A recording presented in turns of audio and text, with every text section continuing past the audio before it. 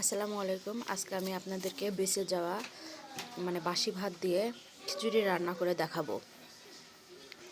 ভাতটাকে প্রথমে ভাঙে নিছি ভালো করে, তারপরে এখানে আমি 3 রকমের ডাল দিছি, তারপরে মরিচ, টমেটো দিয়ে দিছি, রসুন, এরপরে দিব আদা বাটা,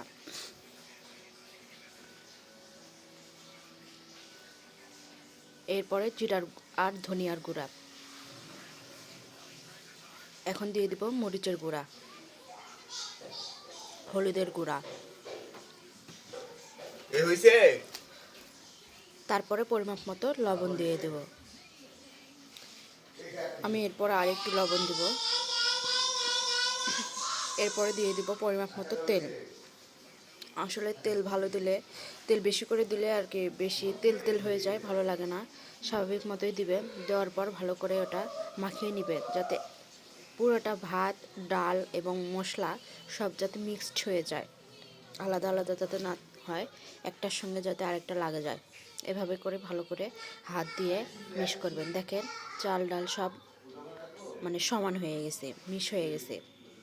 এরপরে পরিমাপ মতো আমি এখানে পানি দিয়ে দিলাম। পানি দিয়ে এরপর আমি চুলায় বসে দেব সুন্দরভাবে। ঢাকনাটা দিয়ে দিবেন, ফাঁকা রান্না করবেন না। দেখেন প্রায় হয়ে আসছে।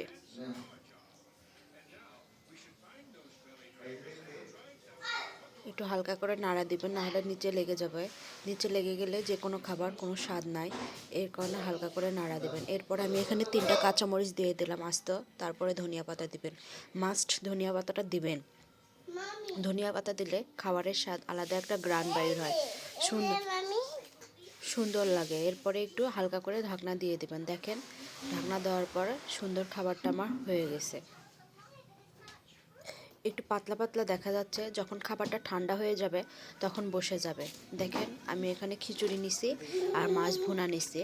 আসলে খিচুড়ির সঙ্গে গরুর মাংস অথবা ডিম ভাজা এগুলান খাইলে ভালো লাগে, কিন্তু আমার কেন জানি মাছ ভুনা দিয়ে খাওয়ার ইচ্ছা করছে। দেখেন মাছটাও আমার কত সুন্দর রান্না হয়ে গেছে, রসালো রসালো টাইপের। ভালো থাকবেন সবাই।